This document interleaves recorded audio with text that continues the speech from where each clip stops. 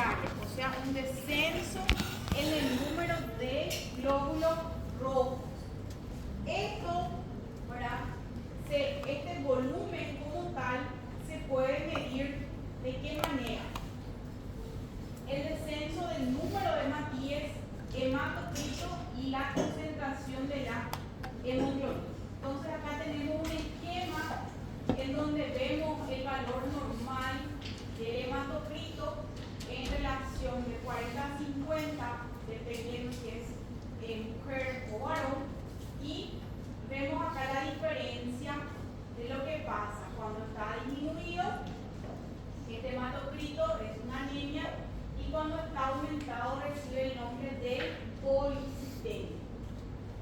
Entonces el valor normal tiene que ser por arriba de 13 y en la mujer por arriba de 12 y en la mujer embarazada tener en cuenta para que esto puede descender hasta 11 y puede ser considerado normal en relación al aumento de la demanda de los eritrocitos. Y tener en cuenta, ¿verdad? Principalmente buscar la causa cuando hay un descenso brusco del número de dos. Un punto muy importante también que menciona el material y que nosotros ya hemos visto es cuando vemos en relación al entorno. ¿Se acuerdan cuando habíamos hablado de la parte de soluto y solvente? ¿Se acuerdan? Soluto y solvente. Por ejemplo, si una persona está en una situación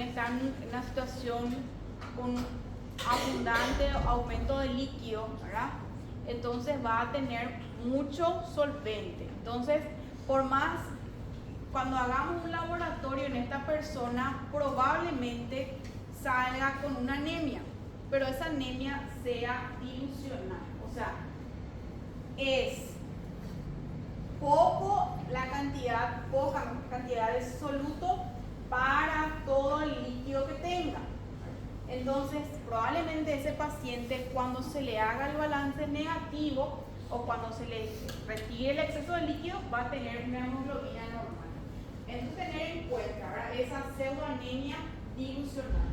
En el embarazo, justamente, ¿verdad?, por eso en ellas somos un poco más tolerantes con este descenso, o insuficiencia cardíaca o hipoalbuminemia. Da un falso diagnóstico de anemia, pero no lo hay. Bien, la función de los eritrocitos sabemos que está dada por el transporte de oxígeno mediada por la hemoglobina que contiene hierro. La vida media del eritrocito es 120 días y una vez que cumpla su función va al bajo y en ese punto los productos de degradación, o sea, los componentes de estos eritrocitos vuelven a reciclarse, como el hierro y los aminoácidos. Bien, vamos a ver también que para que el eritrocito, los glóbulos rojos, puedan cumplir sus funciones, tienen que tener estas características. Hablamos de un pico bicóncavo, que tienen que tener estos tamaños. También tienen, para que la misma forma, para que la hemoglobina pueda transportar el oxígeno, también el grupo N tiene que estar conformado de esta manera. De lo contrario, no va a poder cumplir su función. ¿Sí? Vamos a ver también, ¿verdad? Si los eritrocitos presentan alteraciones estructurales en el sentido,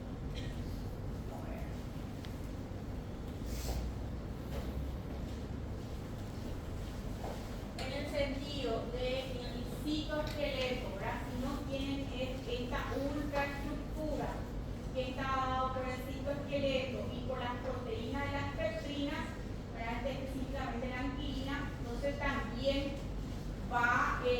no va a poder cumplir su función, porque esta morfología es lo que le permite que pueda atravesar las distintas endotelios, los sinusoides, etc. Entonces, de lo contrario, no va a poder cumplir también su función de llevar el oxígeno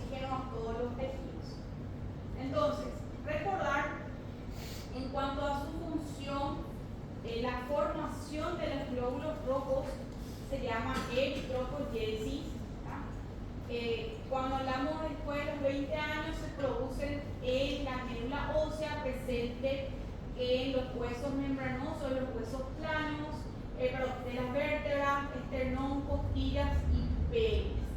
Ya cada vez entonces el hierro en la dieta es absorbido por el intestino, de ahí es transportado al plasma, va al hígado, luego el hierro almacenado como ferritina pasa al torrente sanguíneo, llega a la matriz ósea y ahí es utilizado para la síntesis de los glóbulos rojos. Entonces, justamente, una de las formas que vamos a ver de la presentación de las anemias está relacionado a esto. ¿Qué puede ser? Que una persona no esté consumiendo la cantidad de hierro necesaria para ese momento. Por ejemplo, ¿en quiénes es más frecuente esto? ¿Quiénes son situaciones en donde tiene que haber grandes cantidades de hierro?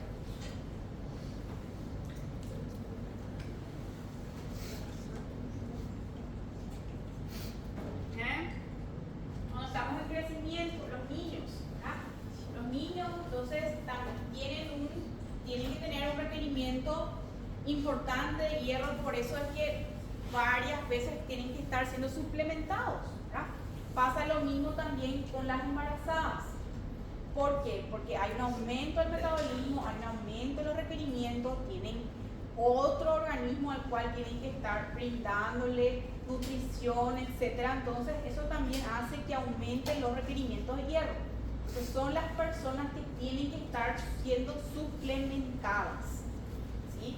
Pero vuelvo a repetir, siempre las suplementaciones se tienen que hacer en base a un laboratorio donde se constate este descenso, ¿verdad? Nunca suplementar por suplementar. Bien.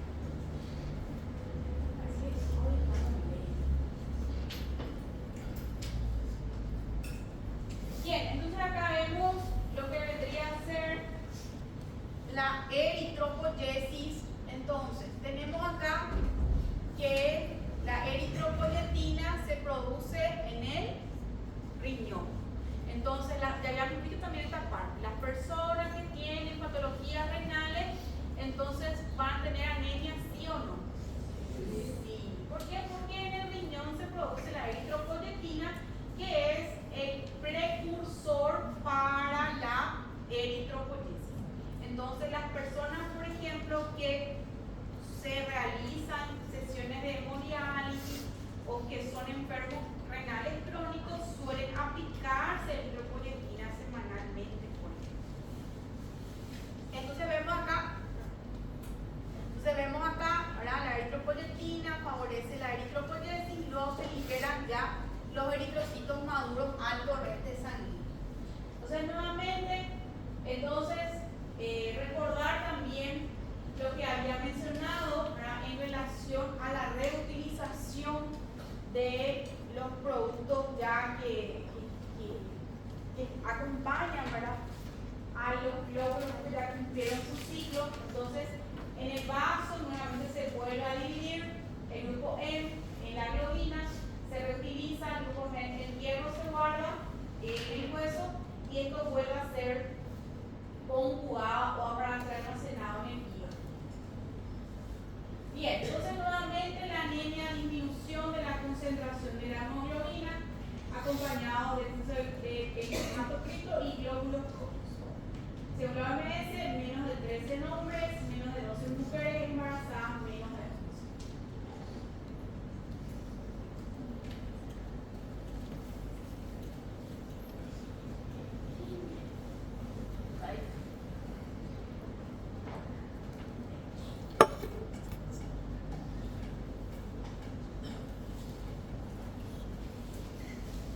Bien, miren un poco acá. Este es el resumen de lo que vamos a hablar.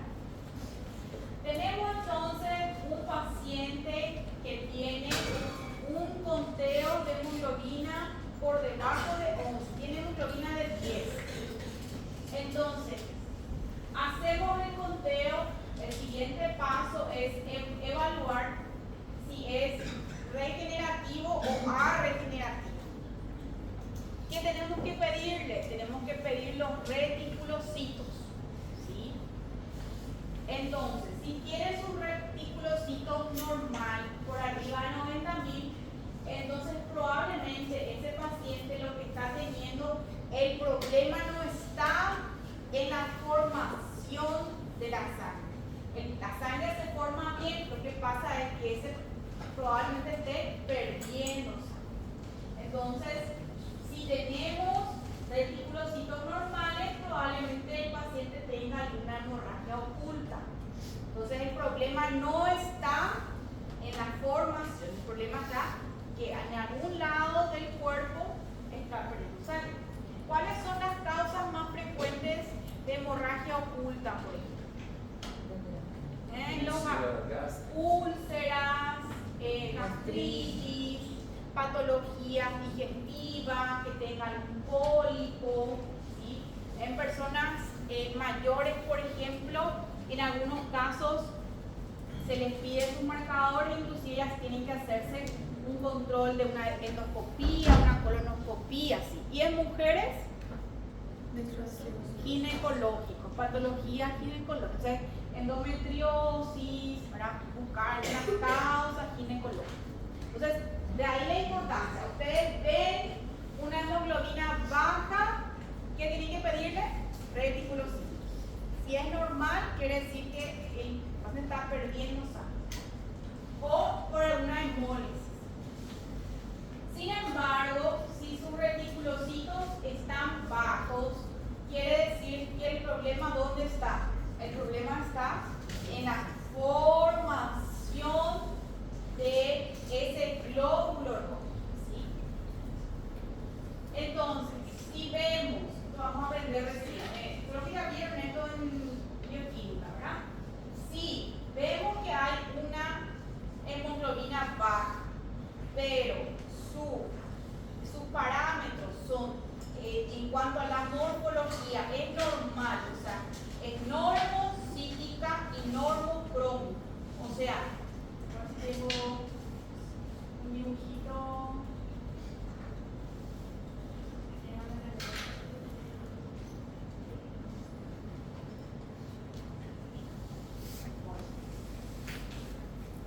La próxima le voy a traer. Cuando se pide un hemograma a un paciente, se ve la hemoglobina, después se ve el BCM y el HCM, ¿sí? Normalmente 80 a 100, lo normal. Entonces, si ese valor está por encima de 100, es macro, y si está por debajo de 80, es micro, ¿sí? Entonces, si el paciente tiene los valores normales entre 80 a 100, decimos que es una anemia normocítica, normocrómica. Y ahí vemos todas las posibles causas que pueden ser.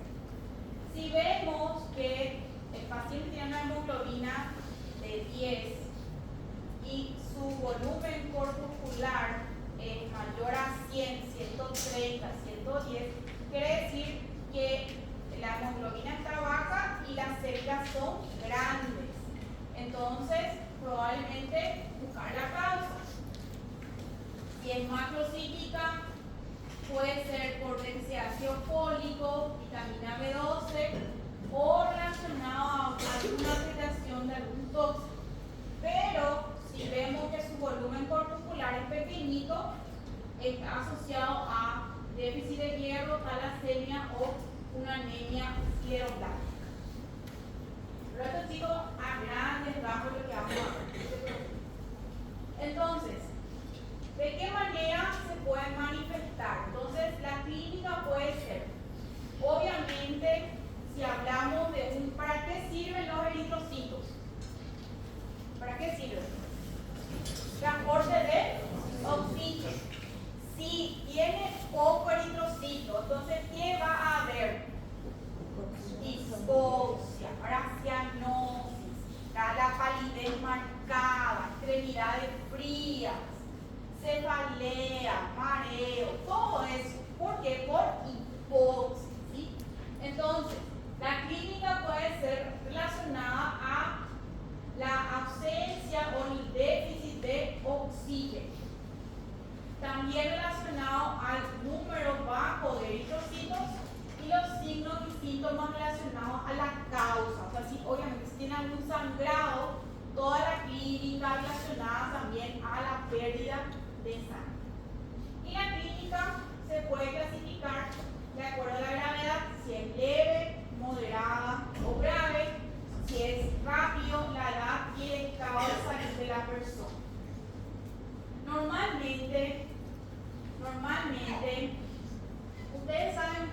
indica transfusión?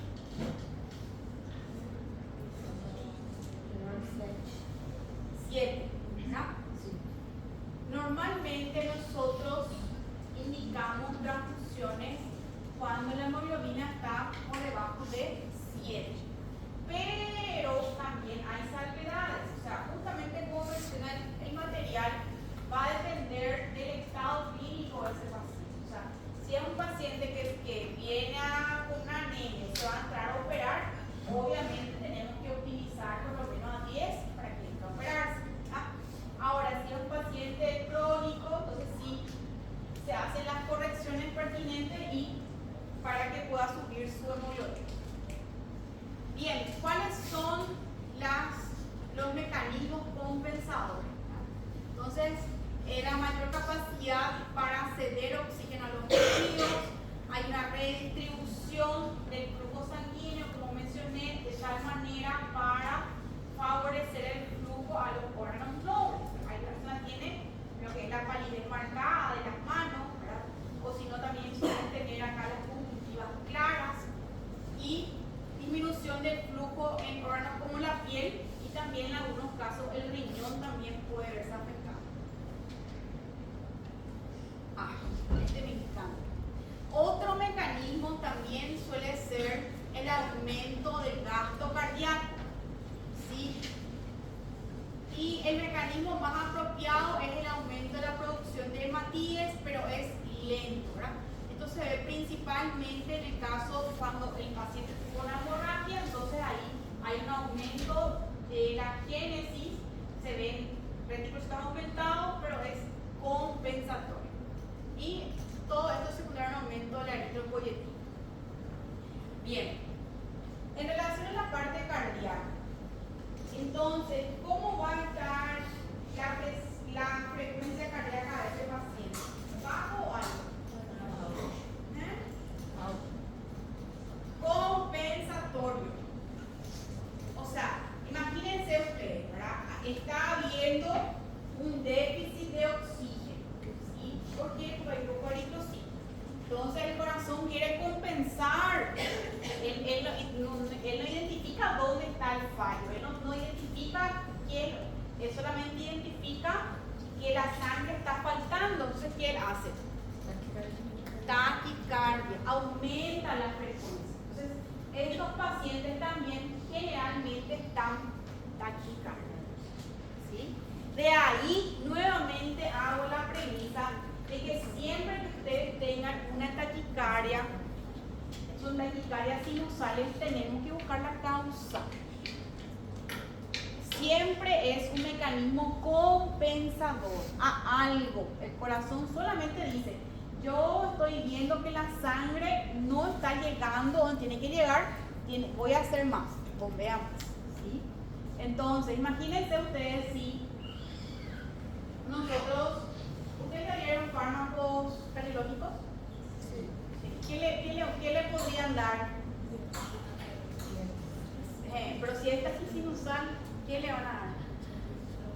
Beta bloqueante, ¿verdad? Porque suelen dar. Y ahí vos le frenás tu compensación y él más se marea, ese puede dar.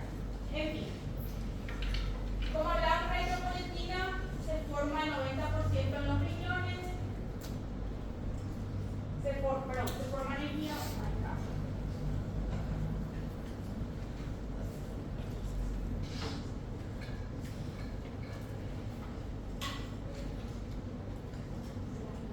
Bien, entonces la disminución o la anemia, ¿verdad? Puede ser entonces por tres mecanismos.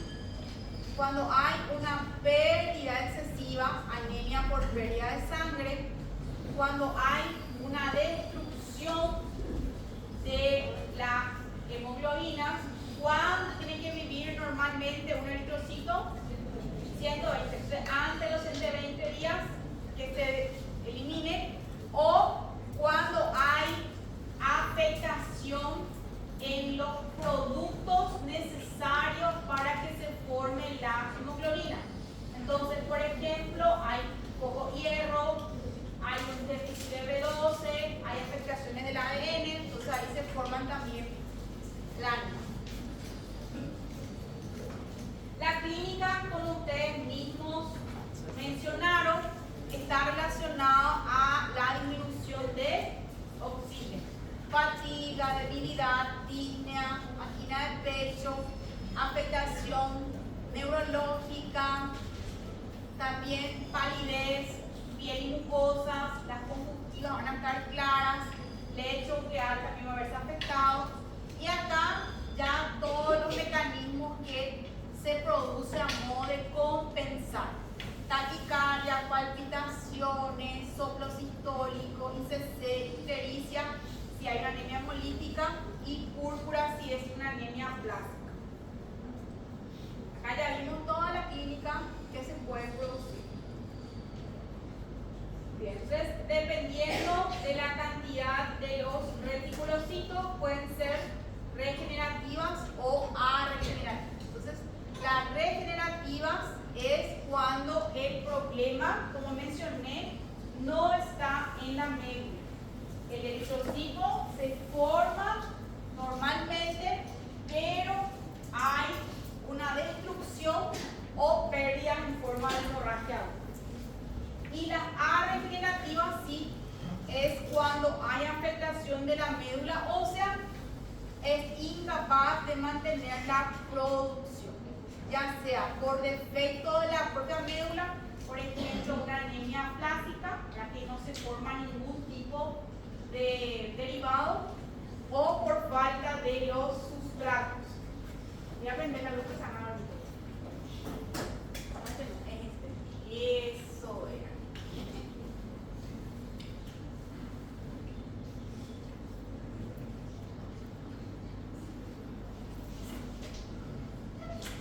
Estos chicos tienen que saber, tema de examen, tema para la vida.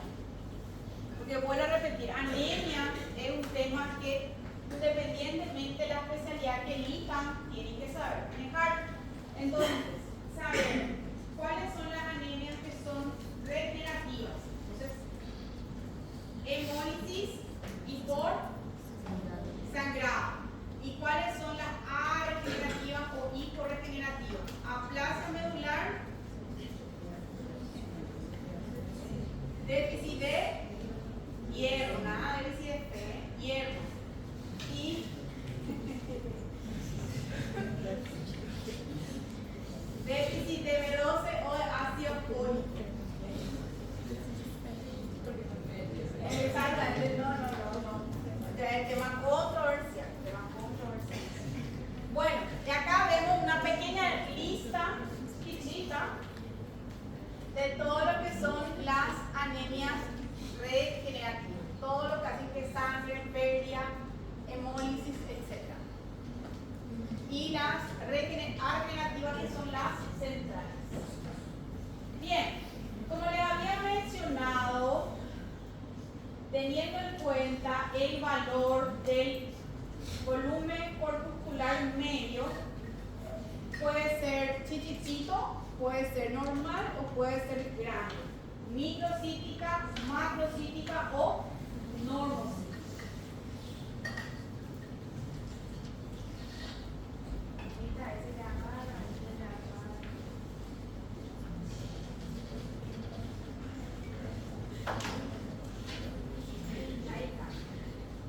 Entonces, acá vemos las que son las microcíticas, o sea, su volumen corpuscular va a estar por debajo de 83 y va a ser ferropénica, talasemia. Macrocítica por encima de 97, megaloblástica, alcoholismos, patologías mielodisplásicas, y acá vemos lo que son normocíticas. Entonces, nuevamente, ¿cuáles son las causas de macrocítica, microcítica y normocítica? El próximo lunes vamos a hacer taller de esto. También voy a traer hemogramas y van a hacerme el diagnóstico de qué anemia tiene que hacer.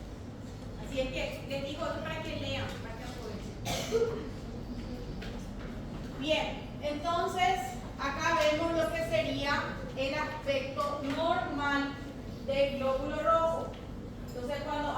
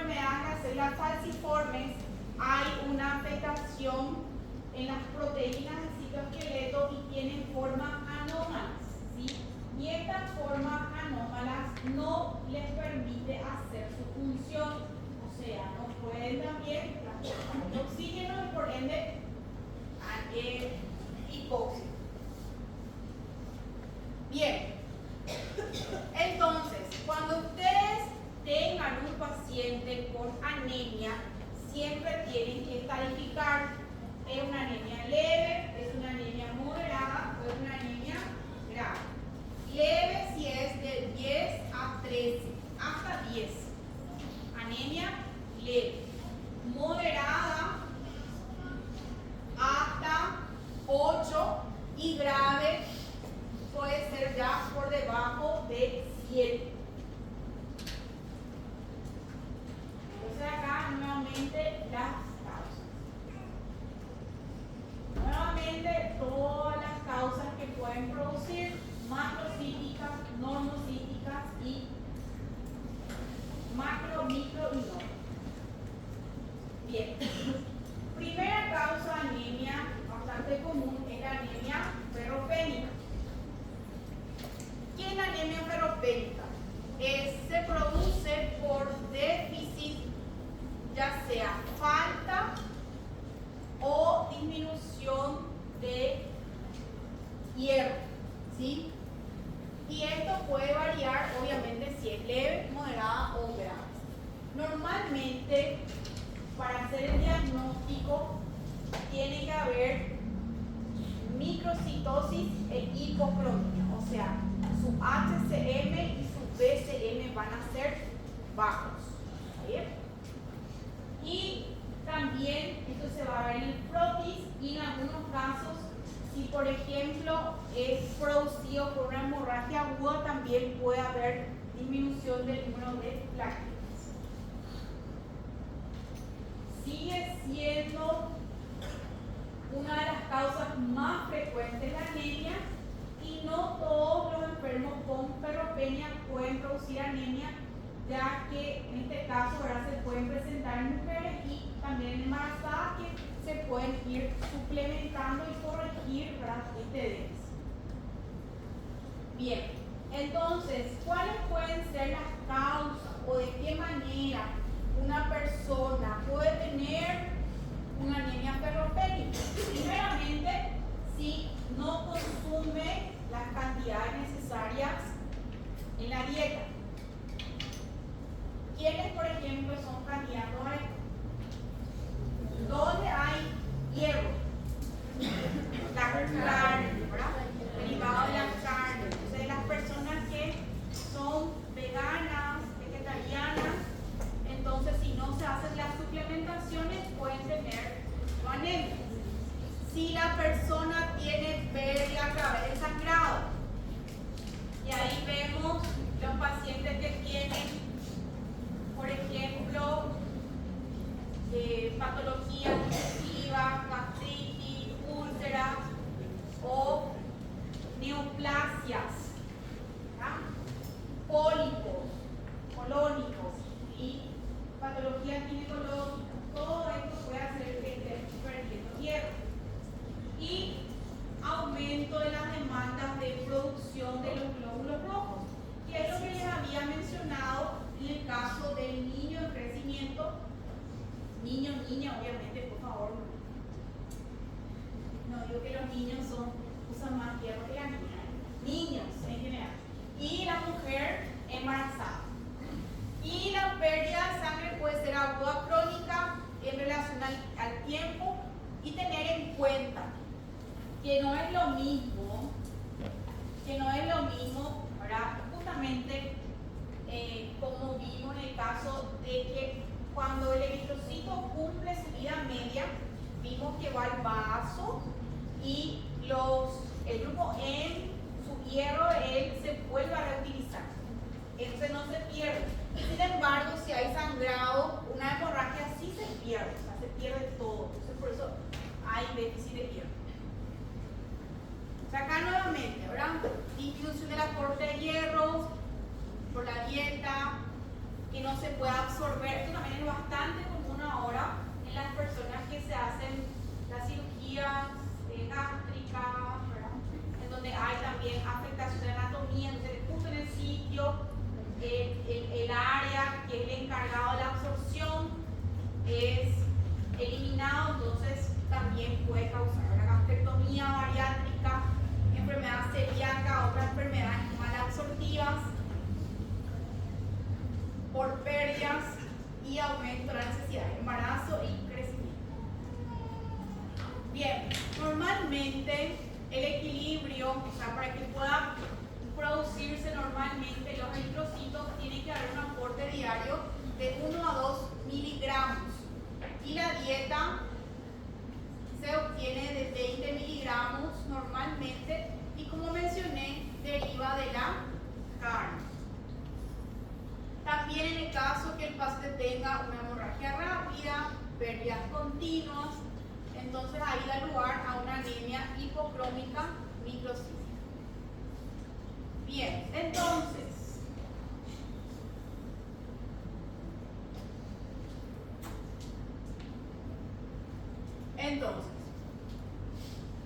¿qué es lo que ustedes o qué es lo que nosotros, todos hacemos, ¿verdad?